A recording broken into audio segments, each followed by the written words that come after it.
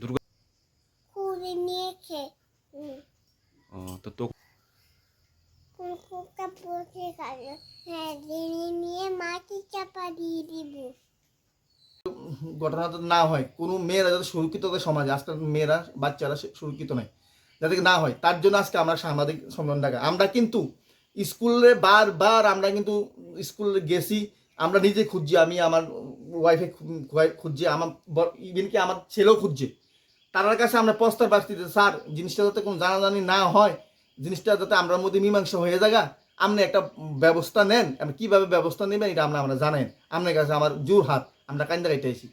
তারা আমার একদিন পরে আমি উজ্জে তারা ফোন করছি। শুক্রবারের ঘটনা, শুক্র শনি রবি সোম, মঙ্গলবারে আমি স্কুলে গেছি। তারা আমার কাছে প্রস্তাব রাখছে আমরা যে মাস্টারের নামে এলিগেশন লাগাইছি, মানে আমার বাচ্চার কথার ভিত্তিতে যে মাস্টারের বিরুদ্ধে আমরা এলিগেশন লাগাইছি, আমরা তো এই এলিগেশনটা কেসটা তোলালাই তারা বিনিময়ে আমার বাচ্চারারে ফ্রিতে পড়াইব। এটা কিন্তু কোনো কথা? স্কুলে কি এই দায়বদ্ধতা? আজকে যদি আমার মায়ের লোক অন্যরকম ঘটনা হইতো তাহলে কি হইতো? হ্যাঁ, আমার তো দুর্গা স্যারের লগে কোনো ব্যক্তিগত সত্যতা আমি নাই বা সম্পর্ক নাই, বা আমার তার বিরুদ্ধে কোনো এলিগেশন লাগানোর দরকার নাই। আজকে যদি আমার মায়েরা কইতে পারছে দেখি তো আজকে আমি দুর্গা দাসের নামটা আমি কইতে পারছি না, তো আমি কইতে পারলাম নইলে আমি কিছু জানি নাই। এই স্কুল এরা বলে সিবিএসসি বোর্ড, সিবিএসসি বোর্ড যাই না আমরা স্কুলে দিছি আমার বাচ্চাটারে। এই স্কুলে কোনো কিচ্ছু নাই। একটা সিবিএসসি বোর্ডের যে রুলস অ্যান্ড রেগুলেশন থাকে এই স্কুলে কিচ্ছু নাই। বিএড ডিএলএড যে খুদ প্রিন্সিপাল ওনার ডিএড নাই। আমি বড় করে বলতে পারি, আমি চ্যালেঞ্জ করতে পারি ওনার ডিএড বিএড নাই।